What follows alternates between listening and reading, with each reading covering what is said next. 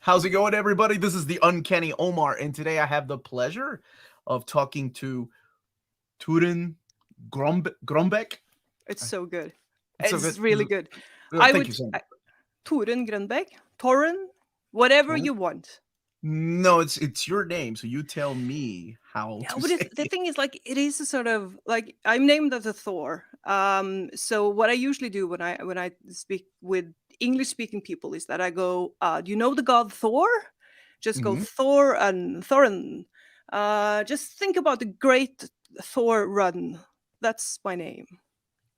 I Eh, did that in my favorite story about my name is I did that once on a train from Los Angeles to Kansas. mhm, And you're just kind of placed with random people for dinner because you can't take up an entire table for yourself. So mhm. there was this elderly man who was like, What is it? What is your name? What is your name?" So I go, "Oh, you know the god Thor?" And he just went, "There's only one god." Ah, fuck yes, America! I love it. I thought you were gonna tell me he was a big MCU fan. He's like, of course I Oh know Chris no. Hemsworth. There's only one god. And it was a very interesting dinner. It turned out to be a very horrible man, but exceptionally interesting. I think the last thing I told him was, you should never tell this to anyone, but thank you for telling me. So I just want to thank you so much for joining me. I have been following your work ever since the Valkyrie story, which I kind of want to start talking about. But I know you're also writing Red Sonja too, which is Yes. very exciting, which fits you. But going back to your name though, because I had heard that before. I had heard, I think it was one of my viewers that was telling me, woo, that your name meant like Thor something. And I was like, no, it doesn't. There's no way somebody that's writing Valkyrie and featuring Thor is named Thor's, what was it, Thor's Love? The one who's loved by Thor. Oh yeah, but then again, like it's not that unusual in Norway to be named after the Norse gods. I'm named because my father is named Tore, which is like Thor. Thor. Hmm. Um, but my mother is named after Freyja, like Frey. And like all of them, like my entire family is very much like Norse mythology. That was what I grew up with as uh, there's no religion in this country, but if there is, it would be the Norse gods. That's okay. That's crazy that and then your name is on the comic, so immediately I was like, well, that's got to be a pen name. I mean, that's surely it doesn't mean what it everybody thinks it means. So it was really cool to hear that story when I was talking to you a little bit behind the scenes. Um, so that was the first time I do remember seeing your name. I remember seeing, and I liked your run. I showed you this earlier. I liked your run so much. I got this custom hardcover of Valkyrie because I love the run so much. And it was supposed to come out, but Marvel did a trade paperback instead, and they did like a series of trade paperbacks, and then they did a fat trade. And hopefully there'll be more one day, and we'll get a Valkyrie omnibus. But that's how much I like to run. I'm very happy to hear it. It was a delightful thing because I was kind of thrown into it. Jason, he I met Jason at some point Mhm. in a tiki bar, which is the best place to meet Jason Aaron because he will be happy. And I told a ridiculously embarrassing story about myself. And I didn't know it was Jason at the time. And then we left the bar. John McCrae, who's a good friend of mine, went, that was Jason Aaron, right? And I felt like an idiot. But apparently he remembered me and he checked out some of my work. And he when they needed a new co-writer on Valkyrie, Mhm. he sent my stuff to Will Moss and said, "What about Torrent? Like it should be a good fit." And it couldn't have been like a better way to begin writing for Marvel because Jason had my back. I could do pretty much whatever I wanted to, and Will Moss and Sarah Brunstad are probably two of the best editors in the business. So it was an amazing way to begin writing for Marvel. Okay, so well, let's go back a little bit before that. So I always ask these questions, but I'm curious. Like, is this something that you grew up with? Like, did you grow up reading comics, or were you interested because of the movie, or or you had heard of these characters? Like, how did all this come about? When you, because you said you ran into, or I'm sorry, you saw Jason Aaron at a tiki bar. And you started talking to him, so you knew the name Jason Aaron, but you didn't know that's who it was. Well, I mean, I'd read some of his stuff, but let's go back to like my childhood. I used to Mhm. read comics, kind of that was my thing for many years. But we didn't have like Marvel comics available in the store. I didn't have a comic book store. I had a local kind of used bookstore. Um, with a guy who had lost all will to live, which was brilliant for me because I could go there, I can get like a stack of comics and go, hey, can I have these comics? And he would be like, oh, it's 100 kroner. And then I would say, I have 10. And he'd be like, oh, whatever the fuck, just fuck off. Just please stop talking to me. It was great. I mean, and I got all of these different things from different parts of the world. But it was like one issue here, one issue there, nothing. I could just get like snippets of stories. So I didn't have like Marvel. I didn't get to Marvel until I could start reading English with some confidence. Mhm. So maybe around like 10, 11 or something. So I read all the like the Scandinavian comics. Like Valhalla is a great comic from the Dane Peter Madsen, not the murderer, the other one, because there are That's two there are two famous Danish Peter Madsens. The one killed a guy or a woman and chopped her head off in a submarine he made himself. The other one writes oh, brilliant, brilliant, brilliant comics. Um, that's an and unfortunate name to share. yeah, it was a bit of a shock when I saw the headline first because Madsen is like a hero of mine. Um, but at some point, I sort of I graduated to international comics, I suppose, and it was I had read a lot of from the British 2000 AD. Sort of, I didn't know quite what it was because it was anthology comics, so I would Yeah. get like 4 pages here and 6 pages there of something, but it was just so good, and the art was brilliant. And then at some point, I got to Marvel and DC and Vertigo, which was kind of the thing that sealed the deal for me. I Vertigo. suppose. Which title out of Vertigo comics got your attention? Well, I think the thing, my favorite one, uh, without doubt, was Preacher. Yeah. I would say Steve Dillon is probably the reason I write comics. He's the reason I paint portraits. Like I've said this many times, just because he is sort of his expressions are the best in the business. I just he can say more with one face than it probably took him 4 seconds to draw as well. That's what I'm trying to paint. Well, because I paint oils, and I always paint people Oh, I've portraits. seen some of your artwork, and my buddy Peter M is a huge fan, so he's the one that told me to check out your artwork, and I was like, "Wow, this is Thank you, very metal Peter. and pretty badass." Well, I mean, the thing is, like, I like wank away at one portrait for 40 hours while I'm trying to what I'm trying to capture is Steve's, one single Mhm. silent panel. Um, but I mean, but I would say Vertigo in general. If there was a Vertigo logo, I would probably be excited about it. Okay. Um, so that was a lot of like the 90s comics that I read and sort of fell in love with. Mhm. That was all Vertigo and all the things that I had. Like, when you could spend money for the first time in your life, you had $20 for the first time in your life, and you can buy one book. I would go for Vertigo and just hope for the best. And it usually turned out okay. Yeah, Vertigo. I mean, Karen Berger over at DC. I mean, she knew the people to draft and the people to use and put together on books. Yeah, she was, and now she's over at Dark Horse doing the Burger. books over there. So happy to see that she's still doing things like that. But yeah, I think Vertigo also opened up a lot of people's eyes to the, hey, I don't really have to read superhero books to enjoy this genre.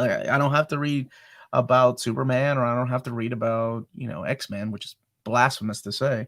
But it's just really cool that, a lot of people got into it. And people that didn't read comics, their segue into comics were through Vertigo. So that was really cool.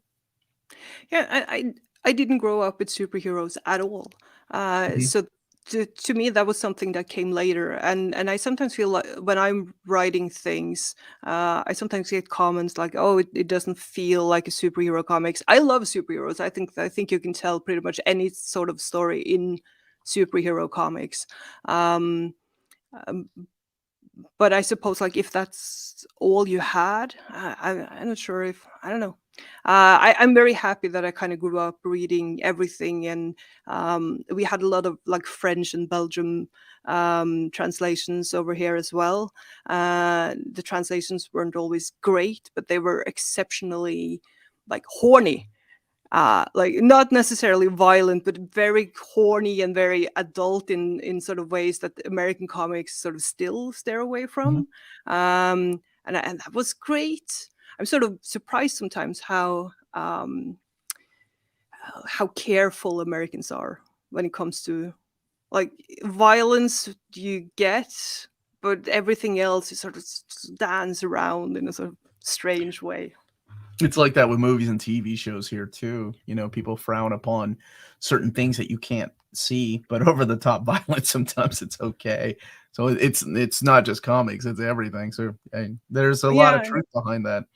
And yeah, I and I feel like realized my jokes that are sometimes exceptionally vulgar, but they're okay in Europe, and then I make like one horse fucking joke in America, and everyone's like, "Ooh, no, that's not good." I I'll think we try get plenty. to not do that during the live show.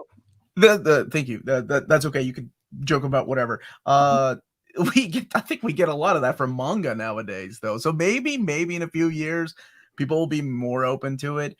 So you grew up with European comics as well, then, right? Like Oh you yeah, grew up not just with American translations, but European comics. What were some? Did you get like things from the UK? Did you get anything from like 2000 AD, where like Garth Ennis and Steve Dillon came, like, from that 2000 AD Judge Dredd stuff? Like, did you get any sure. of that over there? I got 2000 idea, but I didn't know quite what it was. Mhm. But I would always buy it just because the covers were more beautiful than anything else. Loved Judge Dredd, but there's some comics, and I'm actually doing a battle action a short story now. Because battle action is one of the many kind of anthology comics. I'm a huge like war. It always sounds horrible when I say I'm such a fan of war. I love war.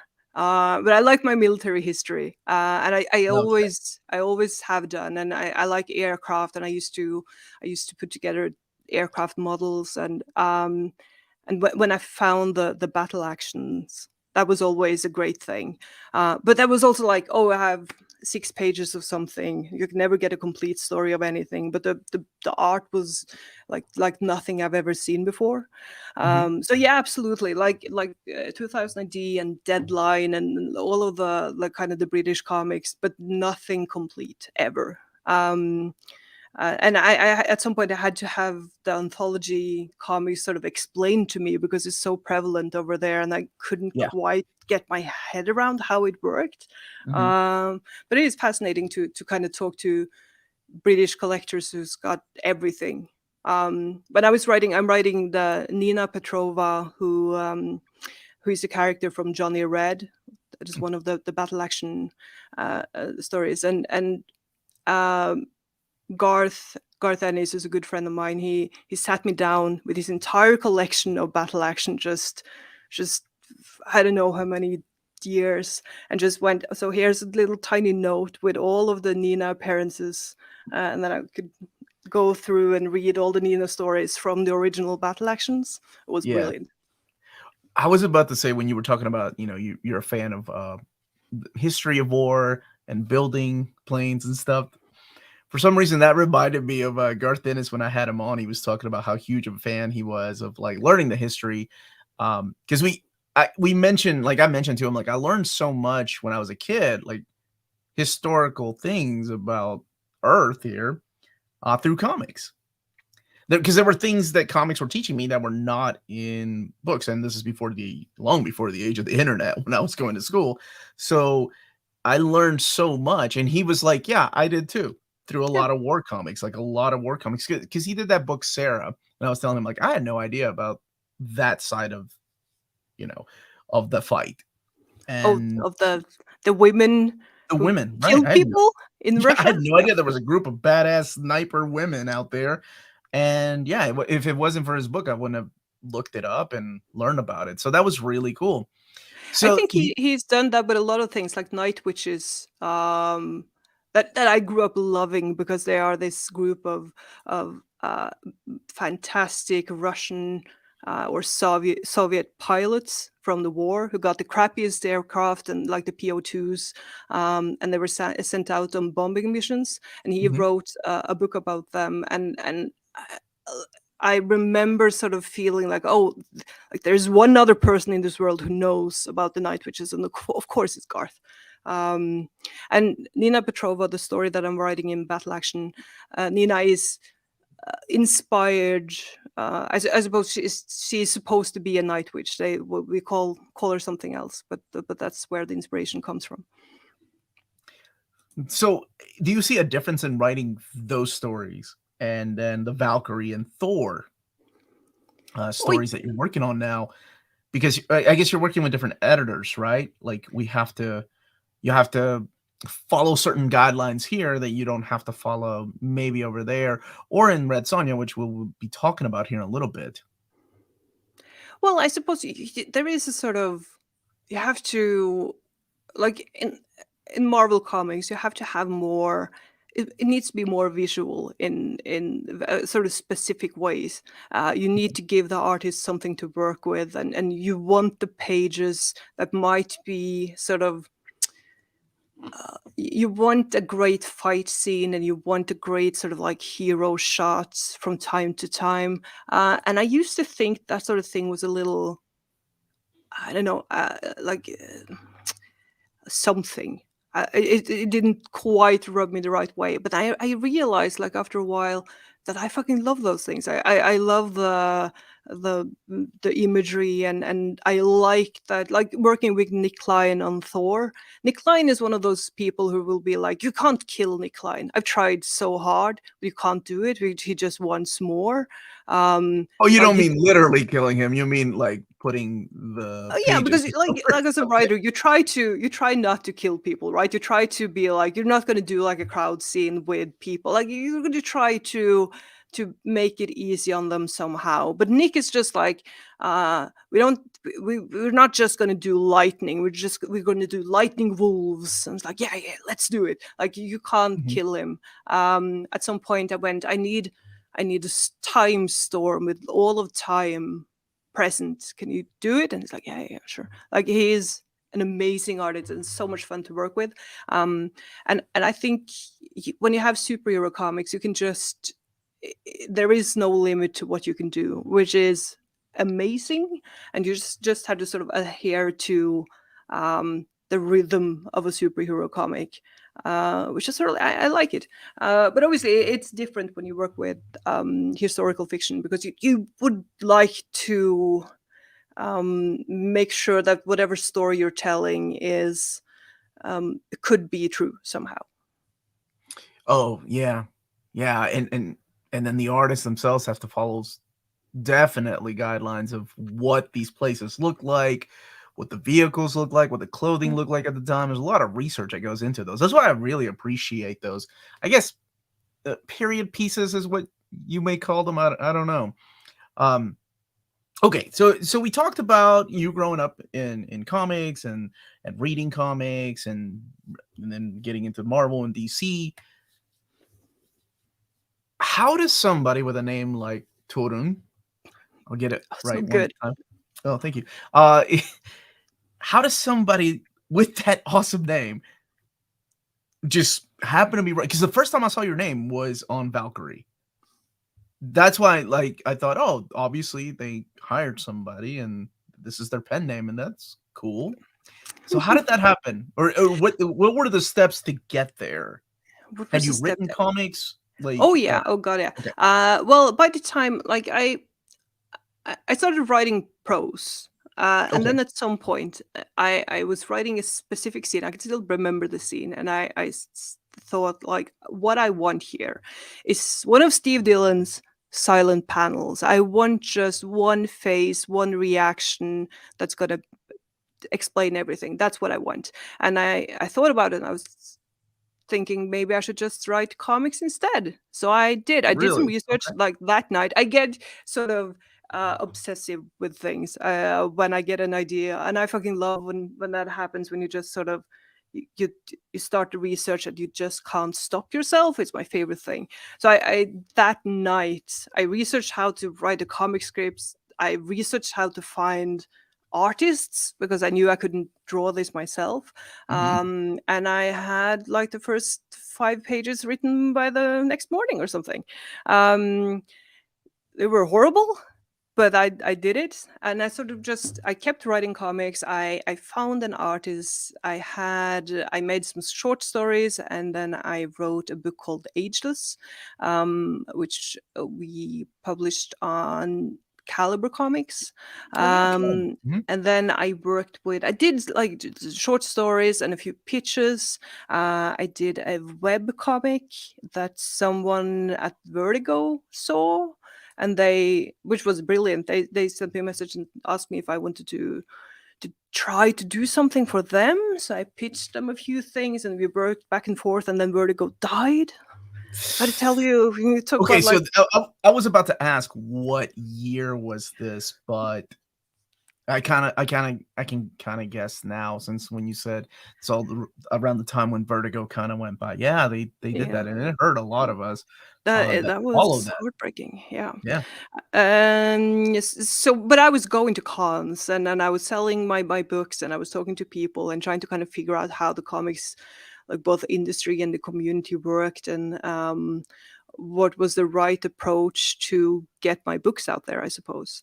And by the time I met Jason, I just my first paid comics work was for DC, but it was like it was never made.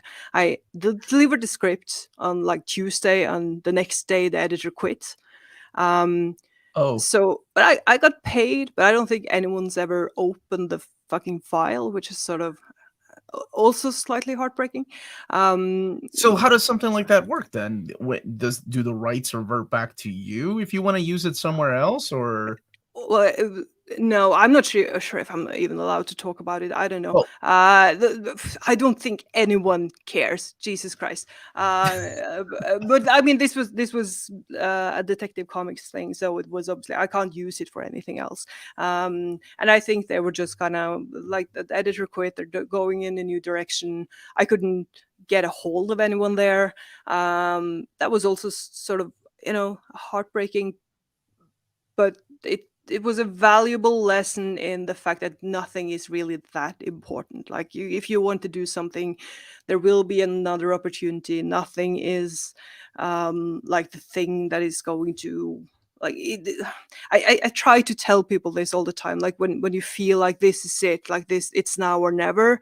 That's not really a thing. Like it could be now, but if it's not now, it's probably later. Don't worry. um, because I mean I talk to people a lot who kind of feel like they need that one big huge break, but if you just keep going, create some great stories, and then just see what happens. mhm. Okay, so that was kinda like your door opening over there, even though this story idea never came Mm. out. So how did you go from possible Vertigo comic that unfortunately didn't come out to writing over at Marvel? Like, what happened in between there that, did you start Well, going to conventions and networking, yeah. or A lot of cons. I was selling my books. I was doing a lot of pitches. I knew a Mhm. lot of people, and I was at New York Comic Con, and it was New York Comic Con is this kind of special, kind of crazy, right? Oh, Because Americans, I absolutely. love Americans. I fucking love you guys, but Jesus Christ, do you talk? And like I'm Norwegian, we don't talk to each other. We don't have any pleasantries. I have to You were remind myself, you were like, telling me about how there's 6 months of darkness that nobody goes out and nobody sees the sun. yes. And we don't have like I just had an American friend over visiting for a week, and she likes to learn languages, and she kept asking me like, so what is this word? What is this word? And I Mhm. realized like we don't really say please. Like that's not a Oh, thing we okay. say. Like if you want to order coffee, you go coffee. Like you don't do the like how are you and whatever. Fuck, like we just say coffee and then we look away as fast as we Oh, can. you don't do the small talk. You don't do small No talk. small talk. No small talk at all. So whenever like when people go, "How are you?" in America, I think they want to know. Like I'll answer them with sort of the Honesty? complete yeah, honesty, the complete story, and they look at me like I'm fucking insane, which is great. So I always when I go to America, I have to remind myself just say thank you, say please, just try not to be rude and horrible. Um, but yeah, so at New York Comic Con, I'm trying to get through the Okay. weekend, just trying to talk to people and be pleasant, and it's exhausting. Um, and I was going to dinner with John McCrae, and Mm. I needed a break. So he went down to the bar while I was just trying to. I needed 10 minutes of silence, and then I went down. I met him and his friends. I told a horribly embarrassing story, and then that turned out to be Jason Aaron. And then I met him later that night, and I managed to kind of fix the horrible. Like I wouldn't want him to remember me as crazy Norwegian because I'm pretty sure that's what I came off as the first time we met. You come across like that. Yeah, an absolutely insane Norwegian, but I mean, it was a great night, and it was like New York Comic Con is a lot of fun. Now I go and I just like hang around instead of Mhm. talking to people. I love talking to people, but I make people cry. Like it's just the other when I did the signing for Free Comic Book Day at 'Cause some you didn't point. say thank you or please?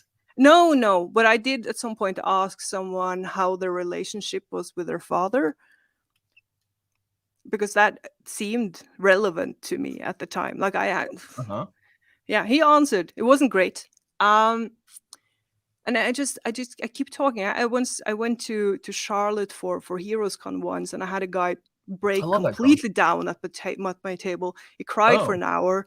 Um, that's a long time to be crying in front of it's a long somebody you time, and don't you know know. when men do not want to cry, you can tell like the entire like they do not want to cry. It's exceptionally uncomfortable. Um, but I don't know. It is. I hope It's you enjoyed it it. is. I don't know. You mean when guys are trying to hold it in? Oh yeah, it's so fun, and then they when they can't, because it's just like men in general do not want to cry, and when it happens, they have to sort of explain what happened. So there goes the hour, and like by the end of that hour, I had enough DNA of like I had so many like tears and snot and everything all over my books. I could have framed it for murder many a times. Like it was but it's my fault, right? Like because I could just go, "Hey, how are you? Hey, how are you?" instead of going, "So how are you? Tell me." It's Which like is what I think you're a supposed to therapy do. session is what they're paying for when talking to you. Are all Norwegians like that or just you? No, generally people don't talk to each other at all, which I'm very comfortable with. But the thing is, like when we start talking, we don't know how to end it. Like we 'Cause don't have you're hitting 6 months out of the sun is what yeah. happens, So and like I was on a train the other day and it stopped. And this has happened several times. I've noticed because then people will at some point be like, "What the fuck?" Like, and then you might kind of share some common like, "Oh, if what the hell is this?" But then we have no like when it starts again, we have no way to end the conversation. We don't have oh, any like, "Oh, have a great," like we don't do any of that. So we just go. Uh, we just try to disappear. So you can be talking to someone for 10 minutes, and then at some point you're like, I don't know how to stop. Like it's horrible. But you guys, you can just go, well, see you around.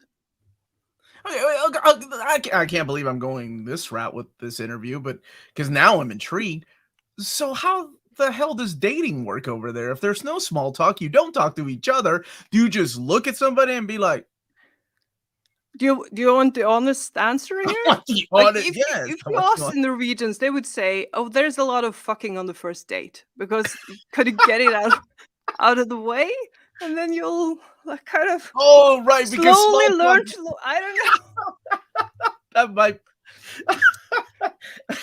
Oh my gosh, it's like there's okay, okay. Yeah, but I mean, I haven't dated in many years, and I understand that it is like the dating scene in general now is Mhm. it's insane. Like I sometimes I'll look at my friend's Tinder thing.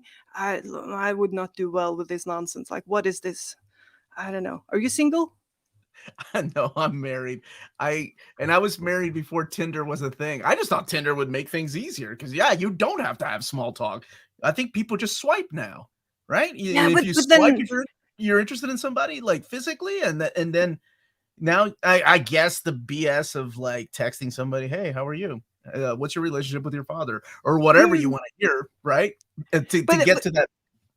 But the thing is, like, I did that with like was a friend of mine gave me her phone, so I was swiping for her, and then I matched with someone. Like she matched with someone, She met you did yeah, that. and Mhm. then he sent a message, and it just said pegging question mark.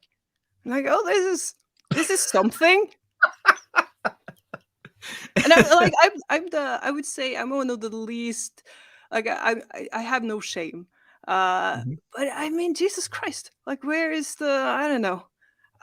And don't you have like your own apps if that's what you want? I don't Oh know. yeah, absolutely. I'm sure there is. There are plenty of apps now. For specific things, but maybe it's the whole mystery of trying to get people to open up about what they're into. I don't know.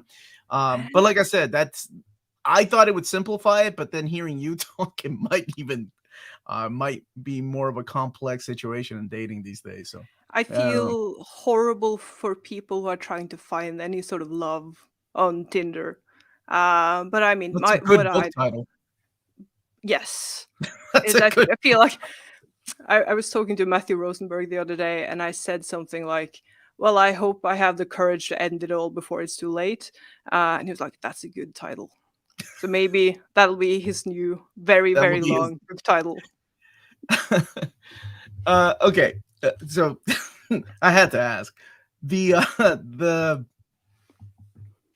Jason Aaron meeting would eventually pay off. New York Comic Con opening up, talking to people, making guys cry would eventually open the doors for Marvel to be like, "Hey, got anybody in mind to help write Valkyrie since you can't do it all?"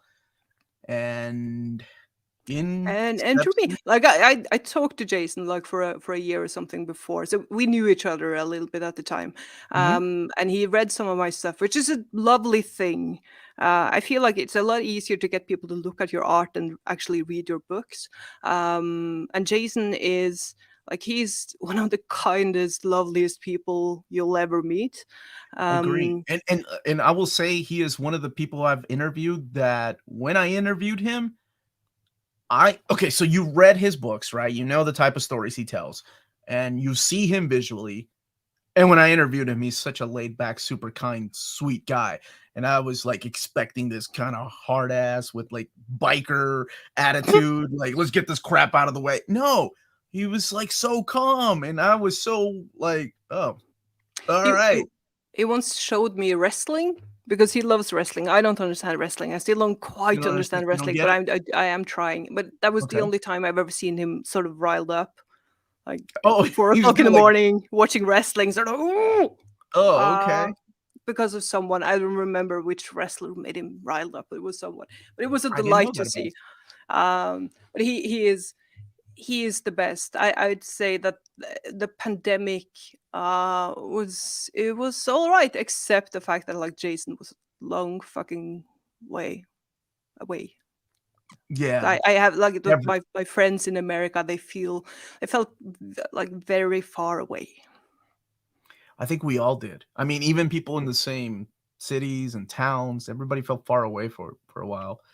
Um, so yeah, it like making like networking is so important, Yeah, and I this is think one of the reasons, because even if you if you don't get anything picked up by somebody and you pitched it to them, some people remember names and faces. And I think in general that is the best thing. I would not, if you have a book going, don't bring the iPad to the bar and show it to people who are trying to have a good time. Just have a good time. I Mhm, would try to be a pleasant person. And I'm blessed with the fact that I don't know who anybody is. Like I don't know. I'd never done any research of what people looked like. So yeah, all my friends that I've met who are sort of big in the comics community, I never knew who they were before I started talking to them. So mhm. just try to be like a pleasant, nice person, because it counts when you're trying to find people you want to work with as well. That people find you nice, I suppose, easygoing, just the person you think will be able to handle it, not just the story things, but all the other things you're supposed to be able to do when you're writing for like monthly comics, because there you get a lot of curveballs and you get a lot of things that you have to deal with that are not necessarily um, you can't be too self-absorbed in a way. You have to let some things go, and you have to be able to, like, be a team player. Okay. So writing monthly comics, Mm. which is sort of what you were doing after Valkyrie in a way. They kept sneaking Valkyrie in a miniseries. So, Well, like, how but we, far we in did. advance? Like, how do they know? Okay. Let's just hypothetically speaking, the sales weren't that good on Valkyrie, so this ends at issue 12. But we're gonna bring her back in a King in Black tie-in and a mini series that will lead into another mini series. Well, Valkyrie was never actually cancelled. We paused it when the Okay. pandemic hit, and then Um. at some point, we obviously it ended up being cancelled because we were doing the King in Black. We had to do the King in Black, but the first issue of Mighty Valkyries, that came out after King in Black, was issue 11 that we had already written. So that was issue 11 of Valkyrie. So we were Okay. supposed to keep going, but then King in Black came first because everything got because of the pandemic, everything got pushed around. So we did King Black and then Mighty Valkyries. That sort of we got to finish the story we were supposed to be doing after the first Valkyrie arc. But I was pretty heartbroken when I written like 3 issues for Marvel, and then I was working on the what would be number 11 of Valkyrie, and then the pandemic hit, and everything was just sort of limbo.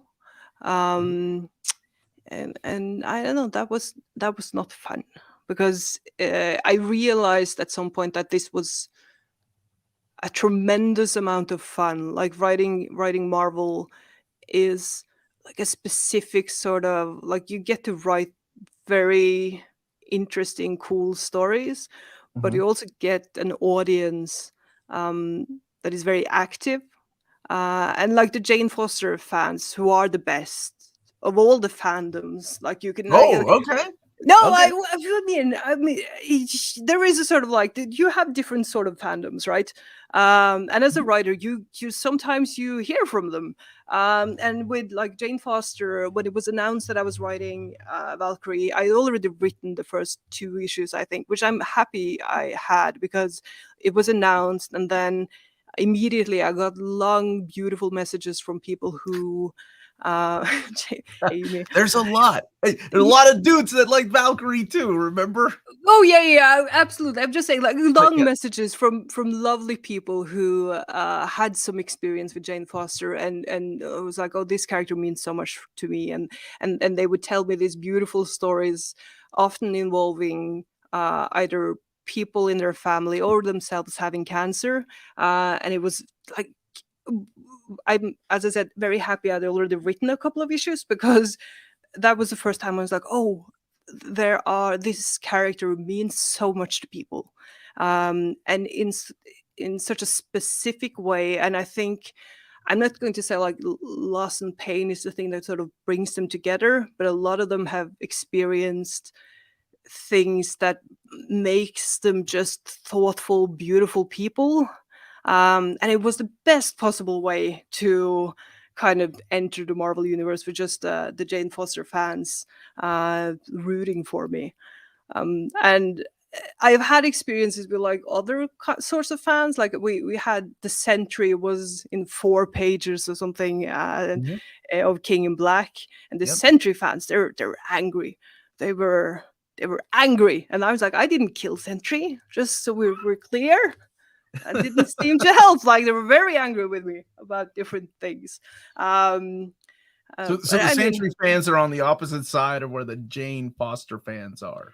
I mean, I would never. Is that what Just we're don't saying? come for me, Okay. Sentry fans. I love Sentry. I'm just saying, I Sentry, didn't one of the biggest yell at retcons. Donnie. Don't yell at me. Oh, okay. Oh, that's right, King in Black. That was him.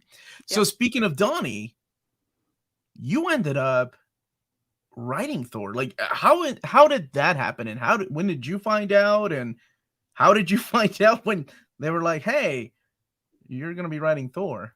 How was that? Well, I'd written at that point. I'd written a few different things. I was writing Punisher at the time, Yes, War Journal. and some of Jane Foster and the Mighty Thor. And I think it was because of the Jane Foster and the Mighty Thor that they kind of figured, okay, just if you can jump in and take over a few issues here. That was Mhm. basically what we did. And I talked to Nick, and we discussed what he wanted to do and what I could do with sort of what I had to work with.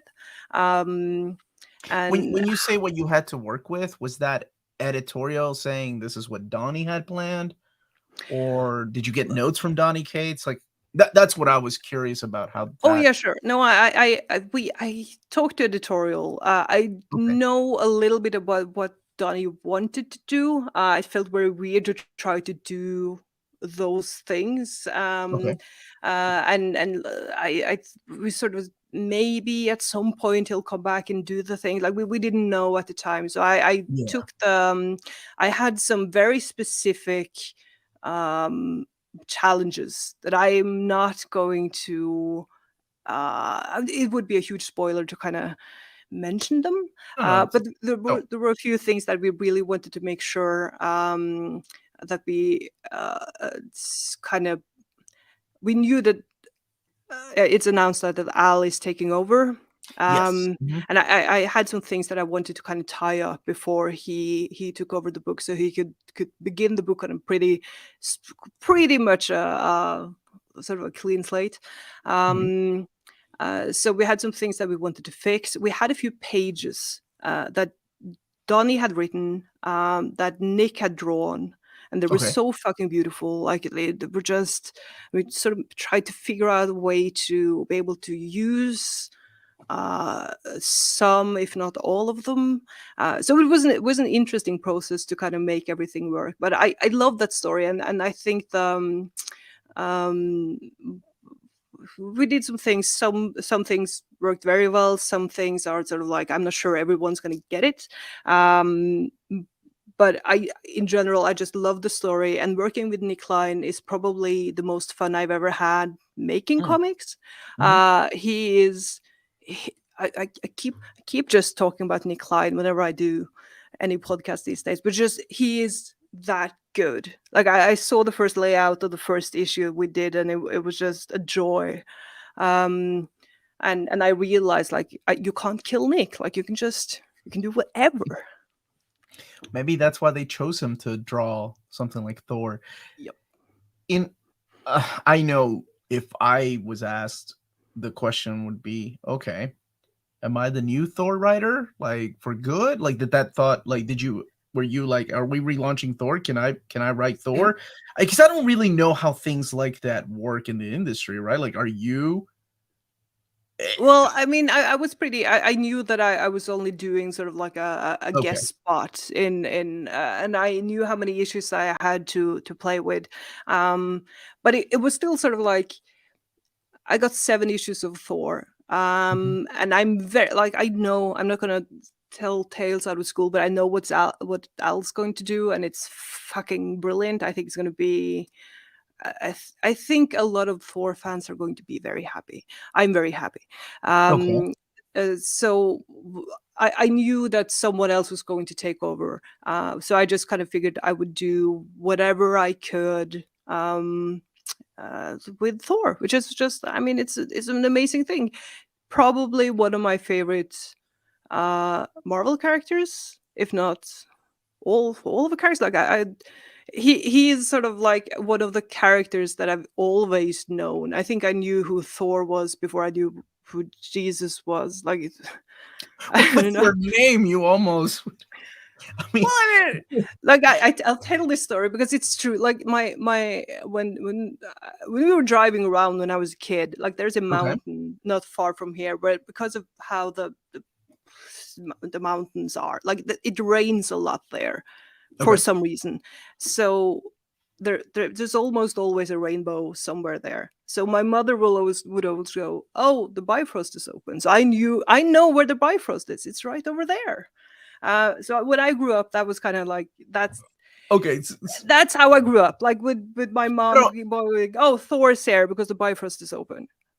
yeah, I don't want to. Okay, I don't want to jump in the middle of this beautiful story, but then I have to ask the question: is when did you learn about Marvel's Thor compared to the Thor that that I'm sure most people in Norway talk about, right? Like, and especially when you're talking about all those things that appear in the same comic book and now in the MCU, so more people are aware of this whole thing. All these things, all these names and terms that at like 10, well, I guess no, 15 years ago, not everybody would know, and now because of the MCU and comics, a lot more people know. Well, I got at some point I bought some Marvel comics, some Thor comics. I Hmm. didn't sort of I didn't for a long while when I was a kid. I had no sort of I didn't know the Marvel universe was connected in any way. So I was just buying a nice comic called Thor. Um and that was some early 90s something. It was brilliant and mad and I loved it. Um and I think to me, like we're not precious about Norse mythology at all. Like it's just fun. I think the Okay. only thing, like my mother at some point, I tried to explain Valkyrie to her, and I was talking about Yggdrasil, like the world tree, and how Jason burnt it down, and she didn't like she doesn't like Jason because he burnt down Yggdrasil. So that's the thing. But other than that, I love how sort of joyful Marvel's interpretation of our old myths are.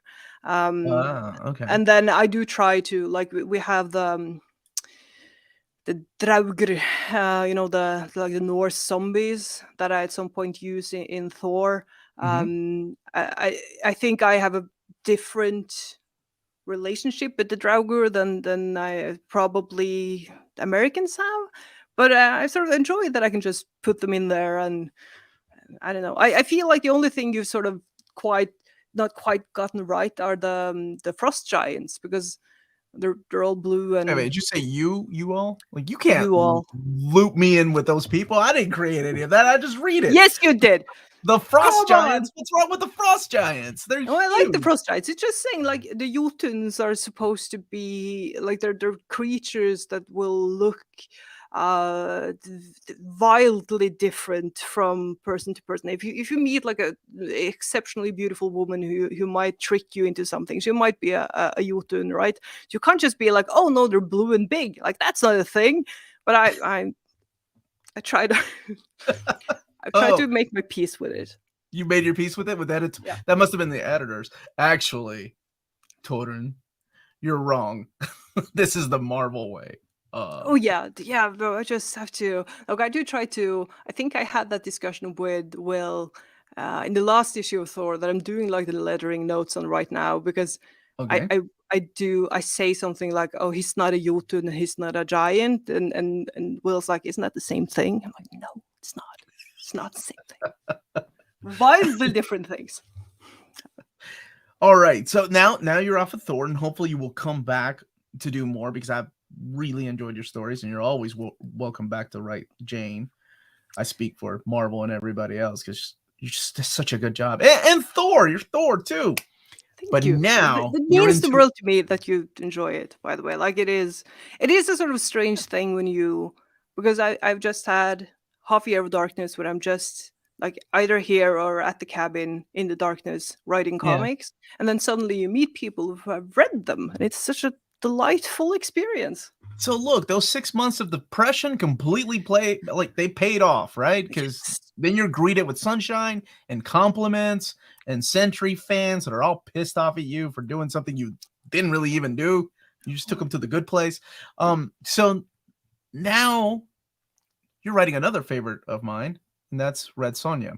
So how did that come about? How did that come about? Well, I love Red Sonja. She's one of those, like Conan and Red Sonja. We had Red Sonja comics in the store when I was a kid. The Red Okay. Sonja is in many ways a much bigger deal in Norway than many of the Marvel heroes or Oh, DC okay. heroes. Yeah, so to me, like, and I realized when it was announced in Norway that I was writing Red Sonja, there were a lot of people who were like, "Oh, you better not fuck this up!" Like it's sort of like you're Like the entire carrying the country of pride of Norway? Norway on your back. Like, oh, I didn't know. But it was just I know Joe Rybant, who is the editor, and I Okay. think he sort of figured that I would be a good fit. He asked me. I never said yes to anything quicker, I think, because it's just, of course, I want to. Like, the thing about Sonia is she is delightful and shameless and all the things that I love in women. And I think that's sort of why women like her, despite the bikini and the everything. Like, because we don't care as long as she can kick ass and drink and just be shameless about it. And to me, she's just it's an opportunity to write some great stories without taking anything too seriously and just having lots of fun. Okay. And that's what I'm having, sort of. And Walter is such a like a master of the genre, so it feels easy in a way. I don't know, I just hope people actually enjoy it. I went through the art for, I think, the third issue yesterday, and there are so many heads flying around. I've decapitated so many people. It's so violent, but it's good. I hope it's funny too. I hope, maybe. What so I read the Free Comic Book Day and I read the first issue. And I really like your take on her. I'm not going to spoil for people that haven't read it. What was your inspiration for writing her? Like, when you're writing characters, right? Like, that's the thing. Like, with Marvel Universe, it's like you never know who's going to show up. I don't know if Sentry was your idea or if Sentry was the editor going, hey, I won't use the Sentry. And then you're like, oh, okay, I got to see what kind of character that is and how to write them. So when writing Red Sonja, you're almost like building your own mythology too, because you're free to, besides her, right? Not kind of like Conan, not a lot of reoccurring characters. I mean, she does have some, and they do come back from time to time, but for the most part, she rolls solo.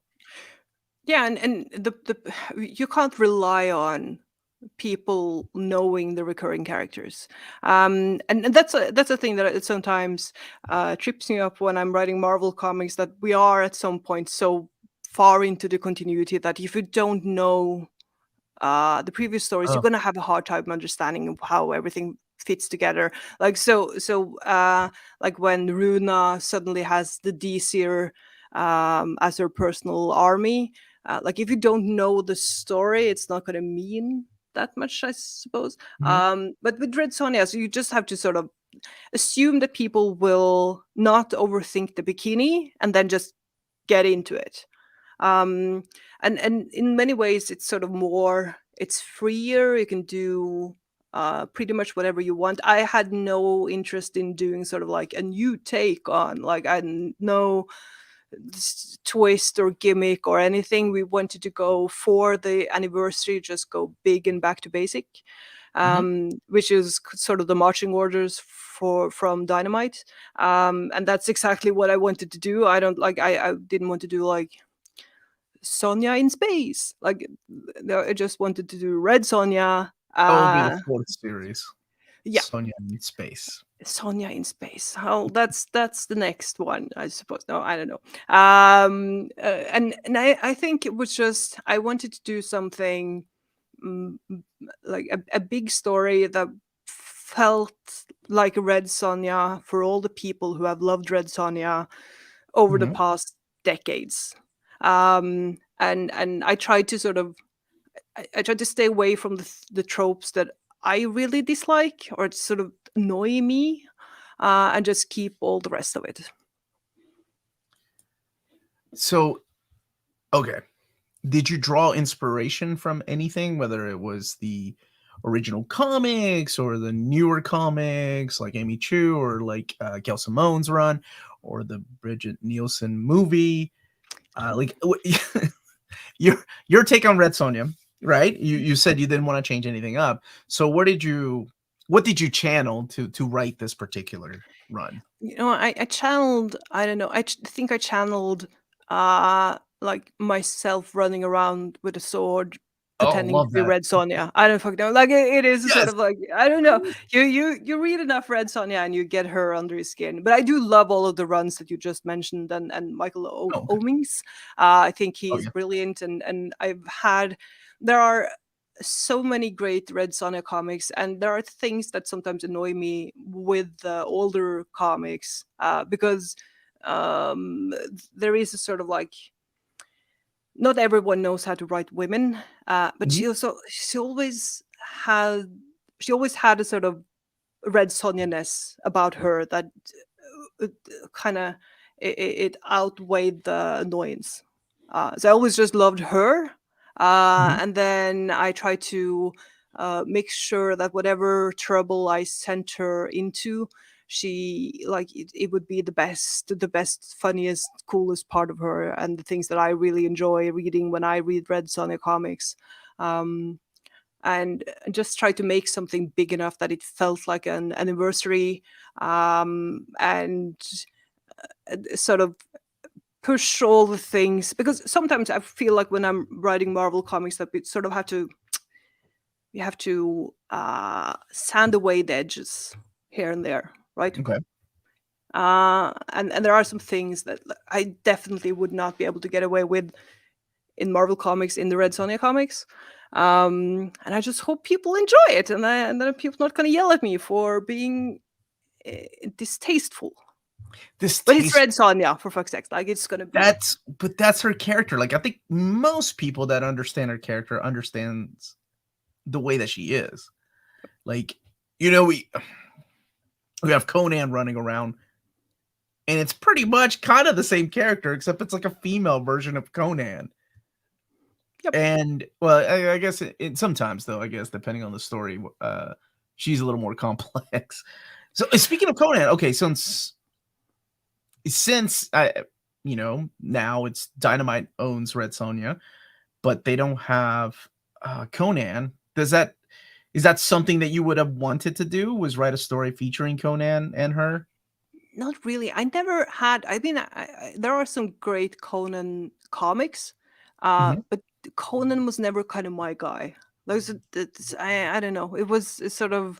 I always found him a little something. Little It something. was like, when you look back at like Darth Vader's my guy. It's just. And we're buddies, right? Conan, not so much. I don't know. You know how it is. Did you say Darth Vader?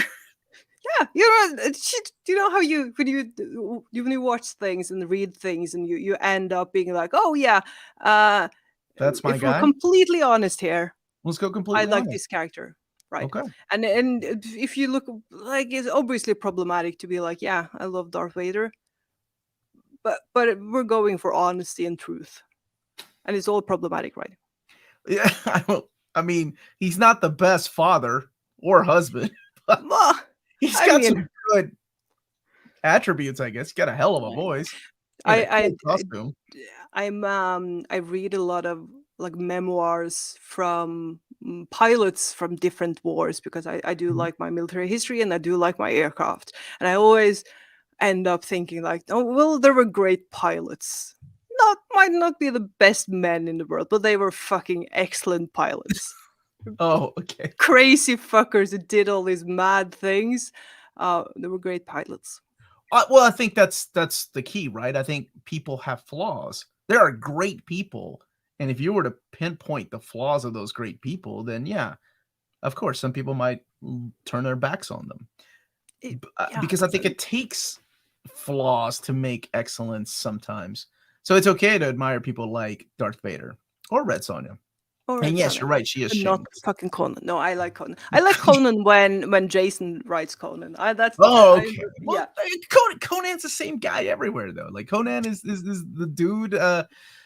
He's the same, and he's never changed no matter what. It's just I'm a big fan of the whole fantasy and sword and sorcery. So I've always liked Conan, and I'm so glad that Dynamite is printing out the Red Sonja Classic Omnis, and we're getting a new series to celebrate her anniversary. So I'm really happy that it's in good hands.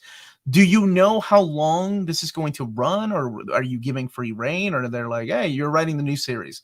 What does that mean to somebody like you? You're writing the new series, or I assume these are questions you would ask, like, hey, how many issues is this, or what are we talking Well, about? we have like the first arc is 5 issues, but we do have plans. Yeah, I have more plans, so You we'll have more see. fun. We'll see. So I will write her as long as they let me, and as long as we have sort of um, uh, as long as people read it. Yes, But that's the I key. think I People know read. when we get to the point where if I run out of, if I take her to space, it might be time to give her to someone else.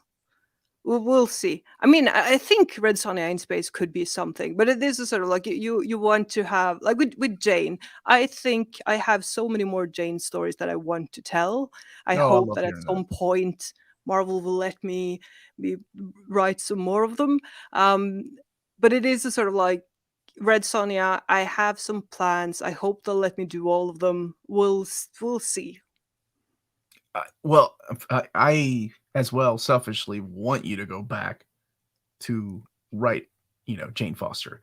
And I'm glad that you have so many plans for Red Sonja, because that makes me happy when a writer comes in with, like a long story arc. I love that because it makes me think ahead. I'm like, oh, I can't wait to see where this goes.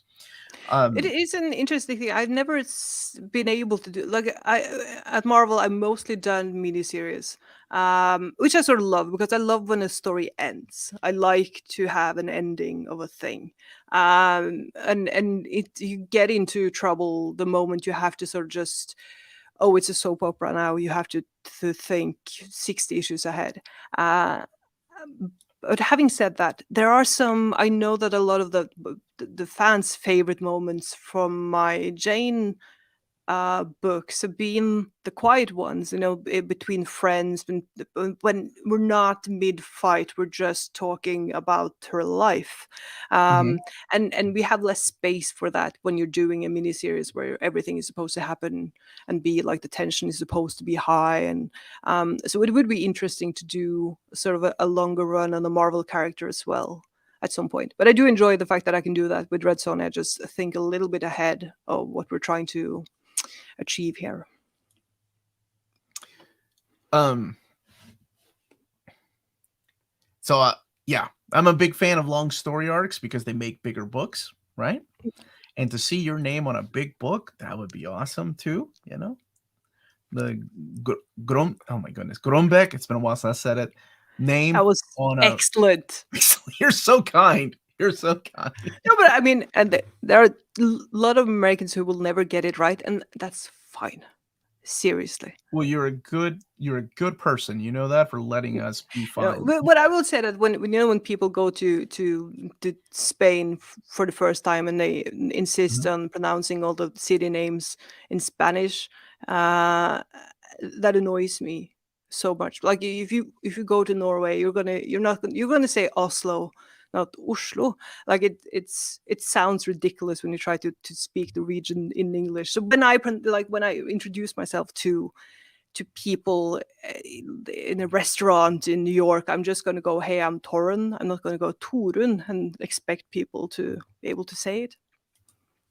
But you're doing really well. It's good. Well, thank you. I'm trying. I'm trying, and I watched a few of your videos just to make sure I can. But everybody said it differently, and I'm like, oh God, this isn't helping at all. So you know what? I was just gonna like talk to you and ask you, and you were really kind about it because you could like say it however you want to. So not only do you have Red Sonja coming out, you also are working. You said you were doing things for 2000 AD, right?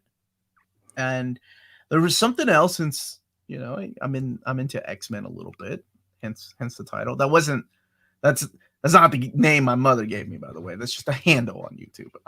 Just wanted to clarify that it's not as cool as It your would be story. excellent if she was just like, no, uncanny. That would be really strange. That would be so. Yes. So there is an X title in your future, right? Like I had heard whispers of this. Can you tell us a little bit about this? Like what is this Realm of X story you're going to be working on? Oh, the thing is, I want to tell you all about it. That's the problem. I'm gonna see Mhm. what can I tell people.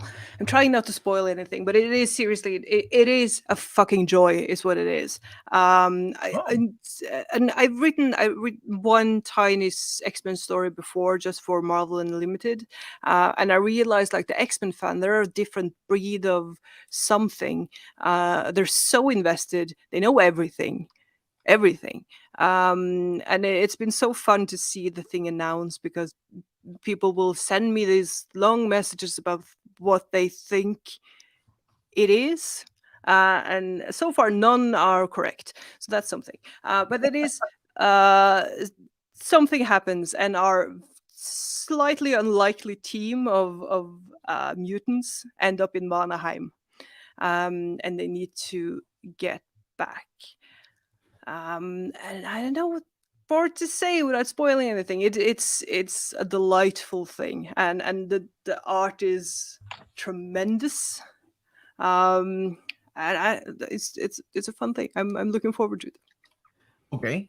So then I have to ask, are you using characters you wanted to use, or are you using characters that Marvel was like, "Hey, here's some characters we would like for you to write." Like how did that work? Well, we sort of like we had a couple that we knew we knew Magic was going to be a part of the team, and we knew that probably Danny would be part of the team. She would be part of the team just because I'm writing, and if I can So choose, Valkyrie, she was a uh, Valkyrie, you know? I don't know if exactly. you And knew then that or not. I got her for like the King in Black thing. Yeah, I remember. Writing Danny was probably my favorite part of it. Like she was just a delightful thing. So absolutely Danny. And then we had a long list of other characters that we thought we might want to use, and I got to choose. And I Mhm. worked with Lauren Amaro, who is an amazing editor. Um, and it's been so fun to kind of figure out this thing and piece everything together, and try, because we need to make sure like all the mutants are doing things Yeah. during the fall of X. So we've had to figure out who we could use, and I stole Marrow for someone, insisted that I wanted her, and I got her. You insisted on Marrow. Did I What? mean? Interesting. Okay. It's, but are you not a Marrow fan? Is that what you're saying? Oh, okay. So there's this dark period. You know how like Norway goes dark for 6 months? Mhm. There's a dark period of my comic book life where I went dark for like 6 years, 7 years, where I didn't read comics. Marrow was introduced she was introduced towards like the end of my comic book reading, and then she was there in the middle of it. during that run of X-Men with Maggot and Cecilia Reyes. And then later on, when I came back to comics, I had to read those issues. And so I don't have like the nostalgia I do for like So Shadow. what happened? What happened in Catherine. these 6 years when you? Oh, What, I went to college, started dating, found oh my other god! things to be interested in. What a loser! I should have stayed and read comics. I would have saved so Don't much understand. money. Yeah, you would have saved money. You would Mhm. have been excellent at parties. Um, I should have moved sure, to there are more Norway things for a on while. this list that you could. Uh, I should have gone to Norway for a while. yeah, Try yeah, the you dating scene could. over there, apparently. I mean, we are. I don't know. You should come to Norway for the silence and the mountains and everything. Just and possibly for the people. I don't know. Possibly for the You people. could Yeah, come the visit people me. interaction. I try to be nice, but I don't know. Unless it's those 6 months of darkness where nobody talks to anybody, right? Mm. I feel like I'm visiting a bunch of vampires if I would do that. Uh, so I always if I do go, I have to go during the light months, right? Like when the sun is out. That's the Well, I best mean, time to go. well, it depends on if you want to experience like a proper winter, I suppose. Because we do get really proper winters, and if you Mhm. want to see the northern lights, it's better to come in the winter, I suppose. Because So it's I mean, better to come in the winter. So okay, no way Marrow's an icon. She's even in the arcade cabinet for Capcom versus Marvel 2. Okay, yes, that's right. That was in my face about that. Harry Styles. Do you think that's the real Harry Styles watching now? Yes, I I'm I absolutely think sure. so too. I think he was kind of a fan.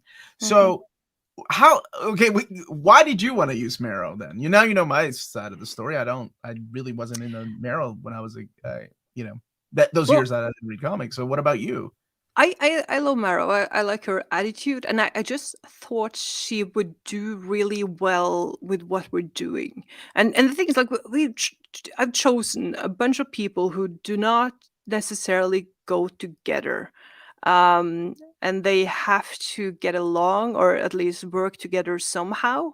And I needed some different kind of personalities to make it all work, and she sort of fit right in there. Ah, Um, mm, but I mean, like we also have I have Typhoid Mary, who is a delight.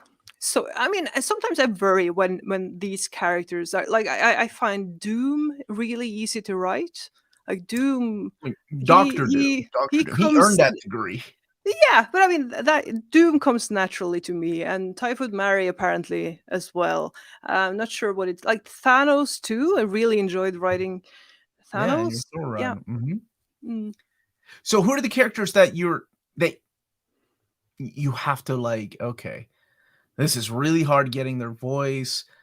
And you're right. There's also the pressure of a bunch of nerds going, that's not how Sentry's supposed to Mhm. sound, right? You Well, got to watch out for those people. I was quite happy with the few lines of Sentry that I got. I feel Sentry. Like I'm a brooding old fucker myself. Like I feel like I'm a grumpy old man. I can Okay. write those guys. But I don't know. I think if they're I think I would struggle with I don't think I could write Spider-Man, because it needs Really? to be funny, like, and light and bright Yes, and but he's beautiful. so like everything horrible's happened to him. He's like all this bad luck. He Yep. can't stay in a relationship, like so yes, he brings it out with the humor. That's how he Yeah. takes it out. Mhm. And like the first like in the first issue of Valkyrie that I wrote, that we had one line of like Spider-Man was there just for a moment, Mhm. and Jason at some point he texted me and went, have you done it yet? Have you written your first Spider-Man line?" And I was just like, "Oh, is it a thing?" He's like, "Yeah, it's a thing." And then I freaked out. So like, Wow, that's a is it lot funny of enough? I don't pressure. know. I don't know. That's a lot of Um, pressure. How many yeah, issues of Spider-Man did you read before you finally got his voice down? a fucking lot. And the thing is, like, and I asked Jason, so, like, "Do you remember yours?" And like, "Yeah, yeah." And it sort of freaked me out a little bit. Oh, But wow. I I never thought about that being a rite of passage in writers, right? Like, that is you always remember your first Spider-Man line. It's a good yep. story. Oh, yep. And then I at some like I made some bad like they're all bad jokes, and I think they're funny, but I'm not sure if it's sort of I sometimes I'll read like chip Zdarsky, and I realized how effortless he makes it seem to just be funny all the time. Yeah, he's a funny And guy. He's a funny guy fucker. too. He Yeah. he did a thing. He had a tweet that he did, like, some viral tweet, and then he did the oh hey, this blew up, check out my SoundCloud. And then the SoundCloud was just him saying, check out my Twitter, the handle is, and then he spelled the handle, and it's so fucking delightful. But I mean, I'm not, I'm No, you have been horrible. such a delight to talk to. This was But I so hope that's true. fun. No, this was a lot of fun. I'm serious. It's one of my favorite interviews I've done. I had no idea the routes we were going to go today. You know, I've learned so much about Norway and the culture and the people. I've learned very little about your comic work, but I'm just kidding. I'm kidding. You've shared so much. You have so much Oh, history. And your love for Marrow, which I didn't even know existed outside of people that play the video game. So it's very cool. Okay, so this is a really good question. I'm gonna start looking at because I do not want to keep you.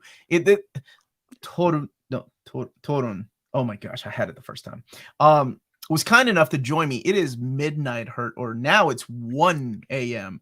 her time, so I don't want to keep her that long. She was kind enough to join us for this interview this late. So, is there someone in America you run your stories by to get a better perspective of the characters, or does editorial handle that? well, I suppose, like, at this point, we're so steeped in American culture anyway. You are sort of, mm, uh, there's so much of pop culture comes from America, right? And though Mhm. we get a lot from Britain and some from Scandinavia as well, we are sort of, I'm more tuned into, and I'm more fucking terrified of what you guys are doing than, like, Norway sort of hurdles along. We're not that bad. You guys, tiny, a little bit scary. Wait, So I don't know obviously, what you mean. Like, where are we going? Are we talking about like splitting atoms? What are we talking about? What no, we're doing we're here? talking about, like you were talking about perspective and the characters and everything. It's Oh, an okay. interesting thing, and I'm writing some Venom now. Um, I saw, and somebody yes. was asking about that. I see Torunn is a Venom fan. I'm actually kind of interested what she can say about Venom 23. Well, I'm doing some Venom. It's a tremendously delightful, horrible thing. I realized when you're writing Venom, you can go a tiny bit further than in the rest of the Marvel universe, in every direction, which I enjoy. Um, and I've just finished the script for, and I've just seen the first pages, and it's turning into a sort of a horrible but delightful thing. Well, at Mhm. least I think so. But I do realize, like, because I am at some point killing some kids. It is the most common editorial note that I get, to just kind of please stop killing children. And I've gotten it sort of consistently from everyone as well. Like, it's just Like less with the across child the board. murder. Yeah, and then I had, at some point, I was just talking through the outline for a thing with an editorial for Mhm. Venom, and it was just after, like, one of the school shootings, and I was just like, this is, Mm. yeah, maybe we should just rethink a few things, because you do have a sort of, uh, like, I was talking to a friend of a comic writer, like the daughter of a comic writer friend who was here, Mhm. and she was. We were talking about, like, clear backpacks and like Yeah. armored plates and everything, and my kids are more like, they're a bit more, like, someone keeps the setting off the fire alarm at school, so that's annoying. I remember those days. Yeah, Yeah. but there are things that you sort of have to make sure that it works for an American audience as well somehow, and make sure that we don't sort of, I don't forget that you guys sort of take things. You're like humanity on cocaine. Just America's humanity, just punched up to 11. Like, it's just, but But I for some fucking reason, love it. cocaine just came to mind. Like, Well, I mean, it is a sort of like, I've just spent a few days in New York, and I absolutely love it. I love everything about it, and I sort of, And I sort of feel like if this is the way we're going down, it's going to be a good time. Okay, well, okay, first of all, you can't judge all of America on what you did and saw in New York City. That's a huge amalgam of people. And all No, but I judge you people. based on the things I see on TikTok. That's what I do. You can certainly do that. Yes, you can certainly judge on the things you see on TikTok. This is such a awesome comment here. Ask about Dust. I don't know what to ask about though. I'm too excited. Is she eating well? How is she doing? Is she eating well? What's on her to read list? I mean, think about Dust. She is so fucking powerful. That was an interesting thing because she's got sort of kindness and grace about her, but her powers are sort of terrifying in many ways because she can get into people's bloodstream and then kind of explode them from the inside. I realized when I started writing her, because I love her as a character, she's brilliant, and I knew she was on the top of my list of people I wanted to have in the book. And I started writing her, and I realized she's got great potential for violence, and I'm just trying to make sure that we don't go overboard or anything. But she's eating well, she's working hard. Not sure she's reading a lot because she's just maybe they were asking about you. Maybe they were asking if you're eating well and how you're. Oh, if I'm yeah. What's on my read list? Oh my god. It's so long. Right now I'm reading all the symbiote stuff ever made, which is interesting. So you can do research for that issue of Venom that you wrote? Is that why? It might be some more symbiote stuff coming up. I'm not going to say anything more, but what I do like to do, like proper research. It is one of the kind of perks of the job, right? To be like, no, I'm working. I just need to write. Need to read all of these X-Men issues that I missed from the 90s. Very important for what I'm doing right now. Like with Marrow, right? Like she was in the 90s. Yeah. Good on you. Good on you for using it. Are you a fan of Norwegian series Ragnarok, or is it in its modern take on Thor? Oh yeah, sure. At least I think there are a couple of different Ragnaroks. So assuming we're talking about the same one, then yeah. Well, the thing is, like, I don't get to like I don't mind when people have their own take on Thor, and like my version of Thor, the one I grew up with, is a lot kind of stupider and more like you trick Thor. That's kind of all the stories about how you trick Thor, and then he punches his way out of it, and he's got a good heart. Like that's the old Norse Thor, right? So I like it when we just have people trying to interpret him in different ways. Blunt European profanity. Really like this suggestion. With all the blunt European I love Amy. Amy is amazing. Humor. I need to. Blunt. I haven't said cunt once. I've tried so hard to be like a. You're just gonna say it. You didn't even use it in a sentence. You didn't even use it in a sentence. No, I mean I'm doing so well. I did one of my first. I did one of the Marvel podcast, the official ones, and I was so proud of myself because I only cursed. I only said fuck like 3 times or something, and then like one of the audio engineers went, "Yeah, but shit is a curse word, Torunn. You said shit. Every other word was Maybe shit. Like we can't use anything." I was like, oh. It should just write down like on a whiteboard, like things you can't say, so you can look at it, and then you just keep quiet. I guess is that the way you would feel?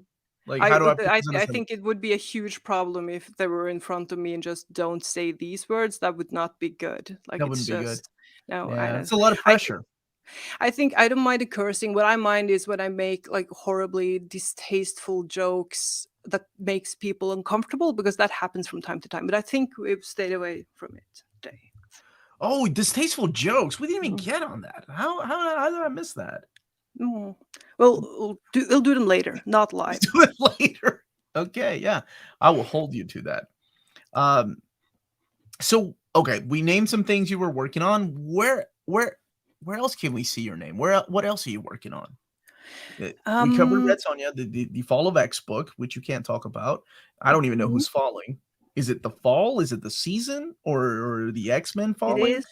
And It's the you season. know when Americans make like they take dead leaves and they make nice decorations for that's what we're doing. Is that what We're you think of just Americans? That we go outside and take dead leaves and make nice decorations? That's okay.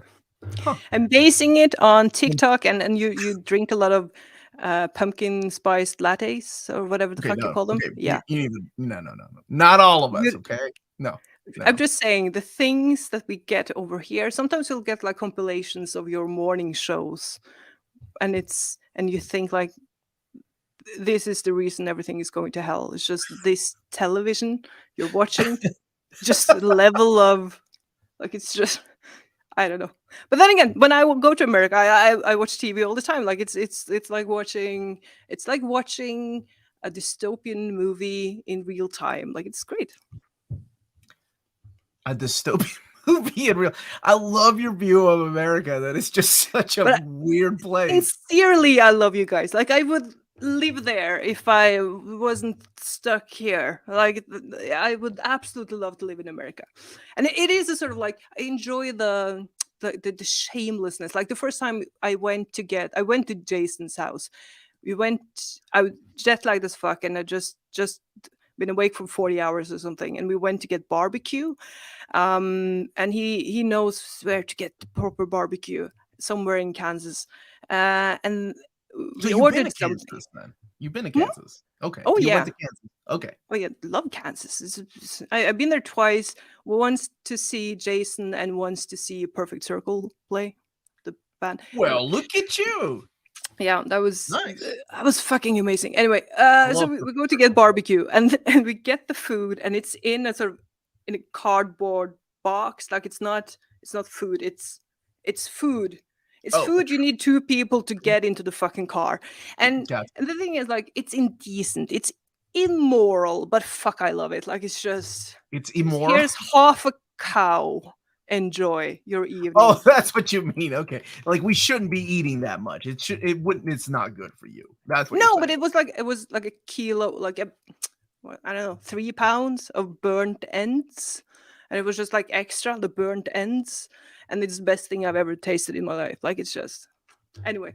And when we were picking up the thing, like I saw three people with guns, and I felt like it was very American. And then I made him take me to Arby's the next day, and then to Walmart, I was gonna just to say, get the please tell me you went to a Walmart because anytime I have friends from Europe over here, their favorite thing to do is get me to take them to Walmart so they can get a picture holding a gun and diapers. uh, And they post it on their social media going, I can buy these things at the same place. yep. And yeah, their social media blows up. Where are you? Like it's just crazy.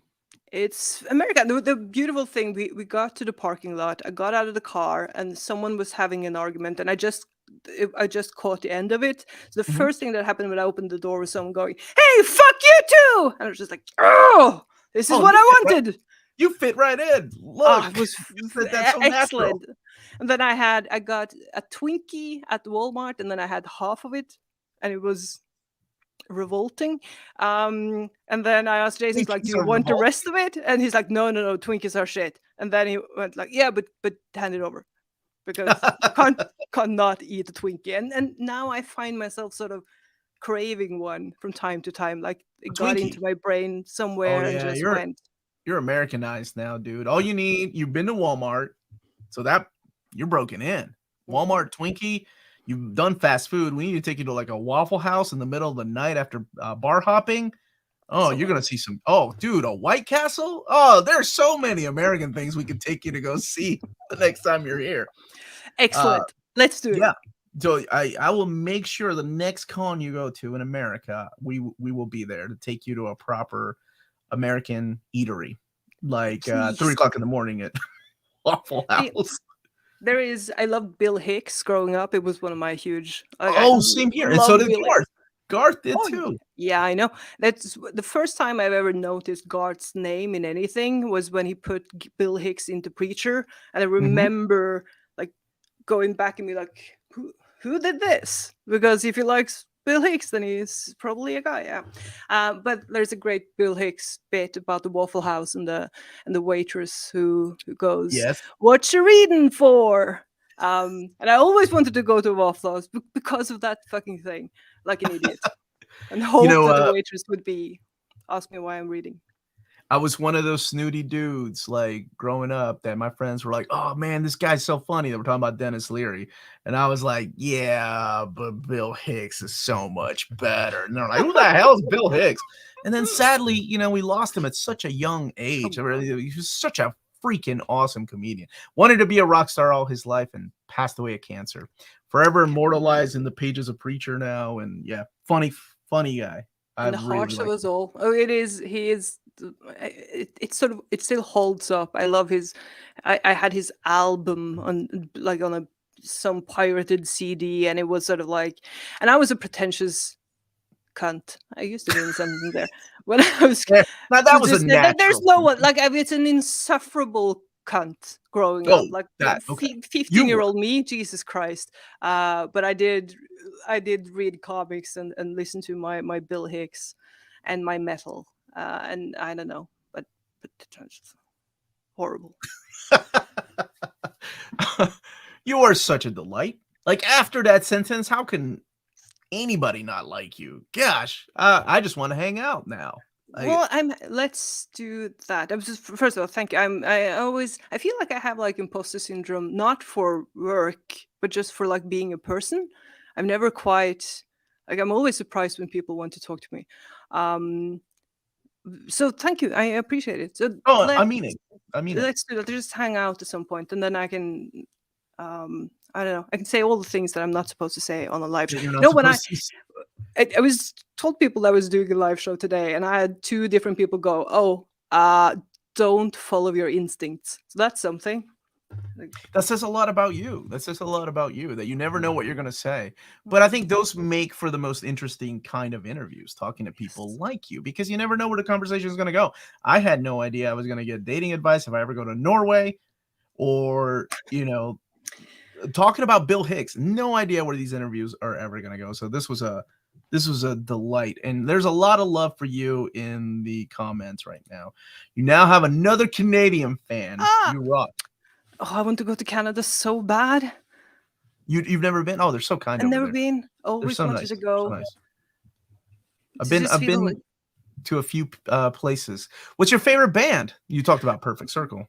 Well, I mean, it's probably either Perfect Circle or Pussifer. I do probably, but I'm a huge metalhead, as are most Norwegians.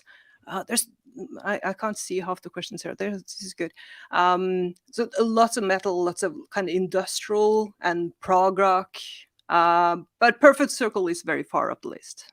It is, okay. Applebee's and Target. Yeah, Applebee's and Target. Applebee's. It sounds magical. Oh, Applebee's. I think I took a couple of dates there when I was in high school. It was like the first nice restaurant we ended up, because I lived in a small town in America, and it was like the first, I had no idea it was a franchise. So when I took a couple of dates there, yeah. Who is your favorite director? And yes, European metal is different too. It's different. Favorite director. It's like saying the Coen Brothers. Is that like a cop out? I'm not sure. No. I think most people like those guys. All right, yeah. What's your favorite Coen Brothers film, though? I feel like that's an entirely different podcast, and we would have to have time. We would have to have some kind of list system, pro and cons. I don't know. I don't know. I find it is sort of just. I like that they are in general sort of unexpected. I prefer it when people sort of. I realized that at some point, and I find it interesting when you look at like Book Talk, when they recommend books. At this point, they go they go by the tropes. So they go like, oh, this is enemies to lovers, and it's got a slow burn romance, and you sort of know what happens. I want the other thing. I want to be delighted and surprised, and just sit there and go, the fuck. Oh. but still within the characters, and I think they do so beautifully. So I'm yeah. I'm a big fan. Like part of me is of course always gonna be Raising Arizona, or because of Kentucky, it has to be Oh Brother Where Art Thou. But for me, it's always been, since I saw it the first time, and I don't know how many times I've seen it, is A Simple Man. Mm. Like I'm a big fan of that one because it just kind of ends, and I love that. So, but that is a good topic we should definitely bring up the next time when we're eating at Waffle House. Yes, Uh, please. It is. I feel like I never know how to talk about movies because I like what I like, and I don't and that's want. okay. Yeah, and I sometimes feel like when people have these long lists of whys and whatever, I loved something, and I when I love something, I'll watch it or I'll read it a bunch of times, and it's always a sort of um it's something that feels like me, and like those guys, they tend to do that in a very I feel it feels like home in a way. I don't know. Well, I have a co-host and we actually do like comic book Is movie Torunn the reviews dog and stuff. person or cat person? Sorry, I'm reading. No, I saw that you were reading. So I was just saying I'm you're sorry. always invited to come talk about movies with us, is what I was Oh, saying. I would love to. Is Torunn the dog person or cat person? Yeah, I you're a I cat would person or say dog person? I do have a cat that I love more than anything, and I do ridiculous things for her. Like it's just I find myself questioning my own sanity every time I get up to give her things that she could perfectly well get herself. Like she runs my life, the tiny psychopath. But I would say I want both, but I can't have a dog. But I would love to. I don't see how life can go on much longer without a dog. So both, please. What a good answer. Play it safe. The new Sleep Token album is out tomorrow. Are you hyped for it? Yes. Yes. And we'll Yes. take one more question so this wonderful lady can go to sleep finally. Do you sketch out your stories when you write them, being that you draw? Because and if you haven't seen her art, it's freaking, you are multi-talented. Thank you. Uh, well, I do sketch them out horribly. Like you wouldn't be able to tell. Like if you're not me, you're not gonna be able to tell that it's a person. So Mhm. I just make sure that everything sort of fits on the page and makes sense. But I do always try to tell the artist that they can do whatever they want, and like I want to know that there is a way to solve the page. But what I'm hoping for is that they'll do something else and something better, and that's usually what happens. That's one of the joys about working with Marvel, that you get to work with a sort of a caliber of artists that are just brilliant. Mhm. I've been lucky in general, like with Walter on Red Sonja too. He's an amazing artist. He knows exactly what he's doing. And I can just sort of yeah. But I always yeah I do I have notebooks filled with horrible drawings that no one will ever see. You should release them one day. Like have a Kickstarter for the behind the It scenes would stuff. be so disappointing. People would be so disappointed. And I do like I do spend when I do my paintings, it is a sort of it's a very I spend hours and hours and hours and hours, and I realized like um I have let me see if I can Sure. like, here's my ceiling. You can't Oh, see here, my I'm gonna highlight you. there we are. There's my So you have ceiling. paintings in your ceiling, like they're Oh yeah, I hanging on have your my ceiling. studio here. I have a lot of comic art. But my point was, I have a Keith Burns page from Johnny Red that Oh, okay. Garth at some point, because I got the page, and then it's a double spread, and Keith was like, "Hey, do you want?" Because this is the first version, and then Garth made me turn the plane a little bit, like the hurricane, because he wanted to see the roundels. So I have the page, and then I have that like the extra plane that you have to draw and Mhm. sort of just paste in there.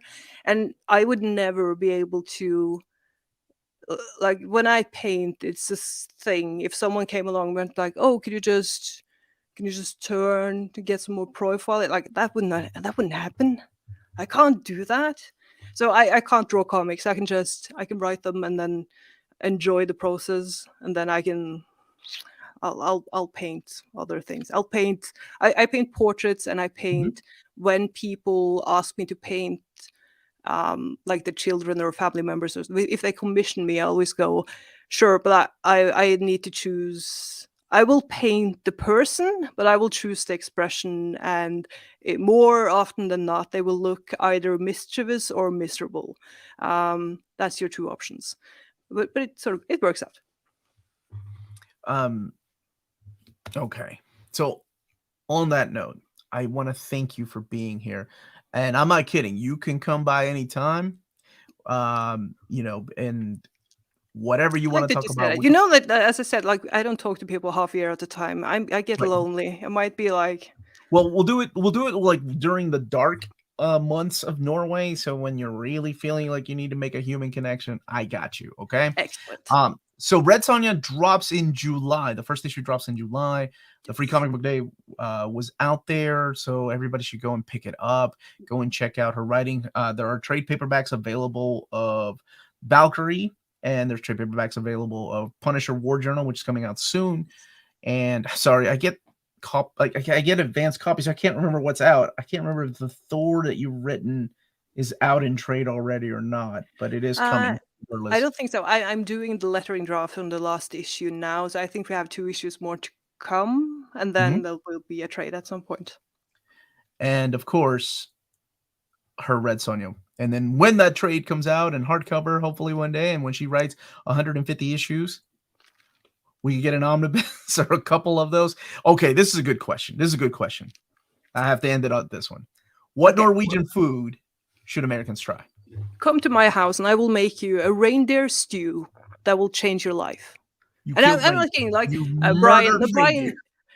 Brian K1 is a sweetheart. He came by a few weeks ago with his family, and I made them reindeer stew, and he put it into his newsletter like this is the best thing I did in Norway, and I can't tell if he was joking or not.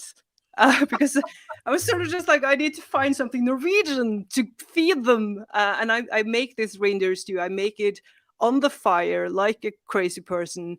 Because I go to my cabin in Sweden for most of the summer. And then I cook all my meals outside on the fire because it's like you do, right? So this reindeer stew, it is brilliant. It's called Finnbiff. And it's absolutely worth trying. Is it a Christmas dish? Like, do you feed the children?